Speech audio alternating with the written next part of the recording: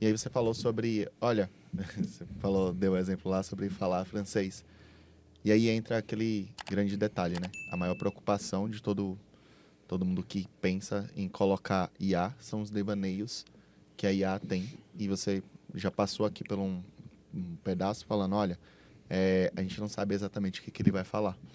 Mesmo às vezes colocando as travas, fazendo um prompt adequado, como que pode se prevenir para ter devaneios, por exemplo?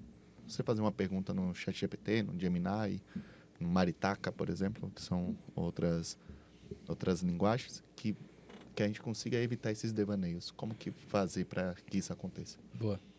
Acho que quanto mais contexto você dá e quanto mais direcionamento você dá também, tá?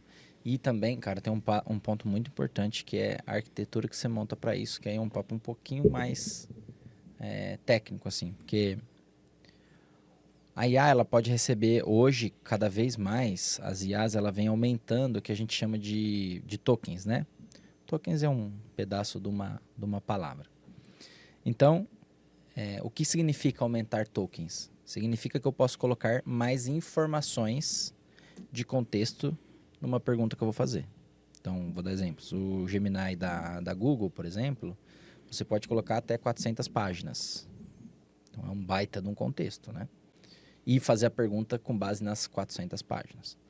O GPT, ele já está, se eu não me engano, 100 mil tokens. Mais ou menos isso. Aí tem o Cloud, enfim. Então eu tenho essa janela de contexto. Para ele variar menos, né, ter menos variações, eu tenho que ser muito bom no contexto, nas instruções e na arquitetura. Sobre instruções, aí vem uma coisa que a gente estava começando lá no início, que eu até queria puxar, mas não era o momento. O brasileiro não está acostumado a dar boas instruções. Vou dar um exemplo. Cara, como é que eu chego na Marginal Tietê aqui? Aí o cara vai falar, puta, vai reto, senão as instruções não são boas. Se eu fizer isso para IA, por exemplo, eu tenho que instruir exatamente. Cara, eu quero chegar de forma mais rápida de bicicleta, passando pela avenida, entendeu? Eu tenho que ser muito específico e eu tenho que dar os passos que ela tem que fazer do jeito que eu pretendo que ela faça no sentido de pensamento, entendeu? Então, também eu acho que é um desafio de quem está implantando projetos de IA é ser bom nesses processos, ser detalhista nesses processos para que ela faça menos devaneios possíveis ao longo desse processamento. Porque se eu deixo cada vez mais aberto, ela pode ir para... Lembra que ela faz o caminho? Lembra disso que eu falei? Então, quanto mais contexto eu dou, mais guarda-reio eu vou fazendo no caminho, que é o caminho da resposta que eu quero. Se eu deixo os guarda-reios muito amplos, o caminho pode ser qualquer lado. Então, se eu instruo pouco, pode acontecer qualquer coisa. Se eu instruo bastante, vai ser cada vez mais assertivo. Por este motivo, que eu acho que vai ter agentes específicos com o tempo. Porque as pessoas vão criando guarda-reios cada vez melhores para um segmento específico. Entendeu? Boa. Entendi. A gente não pode parar e deixar de lado é a questão da segurança da informação. Você falou lá no início, antes não tinha SI, ali quando você começou o projeto de vender crédito. E aí a gente fala sobre a segurança da informação. Como que hoje se proteger para evitar, por exemplo, um vazamento de dados internos? A gente sabe que mais cedo ou mais tarde isso vai acontecer, mas que como se prevenir para que isso não aconteça, utilizando aí as IAs. Boa. Acho que tem muita IA no mercado vindo, né? Então, vou dar exemplo das que eu sei, tá? O Gemini, por exemplo, tem uma política de que ele não usa seus dados para treinamento. Então, tudo que você coloca lá, ele não é retroalimentado e ele exclui esse contexto. Tá? O Cloud também fala isso. O GPT já não fala tão abertamente isso. Tá? Então, não tem tanta certeza assim se ele guarda ou não uma caixa preta. E os outros do mercado, sinceramente, a galera tá olhando pouco, né? Tem o Mistral também, que tá começando a ficar famoso, tá começando a crescer bastante, mas não fala abertamente sobre isso. Assim, recomendações, né? Vou implantar um negócio de IA generativa. Cara, evita colocar dados sensíveis, até a gente ter uma clareza um pouco maior sobre o tema, sabe? Ou na minha visão, quando é dado muito sensível, por exemplo, vou criar uma FAQ da fatura do cliente. Hoje, Efraim, eu não estou sendo patrocinado por isso, eu prefiro usar o Gemini. Boa. Porque o Gemini, a Google é a única que fala assim, ó, se vazar os dados, eu pago toda a tua multa. Boa. Porque eu garanto que eu não estou usando. Para mim já está o suficiente. Já é o suficiente. Agora o GPT não faz isso, o Cloud não faz isso. Ele tem políticas, mas não é abertamente assim. Então, de fato, ainda é uma caixa preta. Cara, mas não é por isso que a gente não pode, não dá para usar, sabe? Então, usa sem dados sensíveis, pô.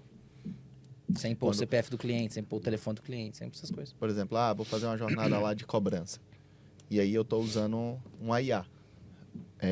Na hora de solicitar dados, eu vou lá e simplesmente coloco um bot, que aí vai ser interno. E aí, em vez de eu usar para fazer, ou de repente fazer no pré-fluxo como uma maneira de armazenar o dado e depois ir consultando. Ou tem alguma maneira que pode ser feita diferente? Você pode pedir para... Porque a IA ela vai gerar um texto para responder para cliente, né? Então, lembra da arquitetura que eu comentei? Você pode pedir para ela gerar sem os dados do cliente, né? No lugar do nome, coloca uma tag. No lugar de dados sensíveis, coloca uma tag. E aí você faz um pré-processamento da mensagem da IA. E aí você vai lá e complementa aquelas tags com o nome, telefone ou o valor daquele cliente. Então, quem está colocando o dado é pós-IA. Você está pedindo só para ela formatar a resposta para o cliente ou responder o cliente, entendeu? Nesse caso, não está passando pela IA o dado ou a informação ali dentro, entendeu? Você está usando a inteligência dela para conversar. E aí, da conversa, você enriquece com os dados via pedir para ela fazer tags específicos. Aí você faz um replace simples ali de programação e resolve o problema, entendeu? Então, não é um motivo de... Muito bom. E aí, acho que a grande não tem como não falar, mas como que a IA está se comportando com a questão de imagem. Boa. Bons testes que a gente vem fazendo, tá? Dos testes que a gente faz, imagem, leitura de imagem, a melhor que eu venho entendendo é o Gemini, da Google. Ele faz uns negócios muito loucos com a imagem, tá? De leitura, não de geração, tá? Geração eu trabalho pouco, geração de imagem, então eu acho que eu não sou a melhor pessoa para falar sobre. Mas leitura de imagem, para mim, o Google vem sendo excelente. Boa. Então, assim, de novo, voltando para arquitetura. Cara, eu uso uma IA só? Eu ia te fazer essa pergunta. Fala aí, qual que é melhor nisso e aquilo? Cara, eu acho que o resumo é o Cloud, ele é muito bom em lógica. Então, fazer conta, esse tipo de coisa, ele é muito bom. O GPT, cara, chat é o GPT. Tipo, conversa e tal, é o GPT, não tem como. E imagem, leitura de imagem, OCR com IA generativa, esse tipo de coisa, o Gemini. E segurança, o Gemini vem despontando bastante. E aí tem uma quarta opção que eu acho que é muito boa, mas eu ainda não tenho... Estou começando a testar, não tenho tanto informação, é o Llama. Que aí eu ponho numa máquina minha, que aí é zero risco de vazar dados. Aí eu mato o risco mesmo, entendeu?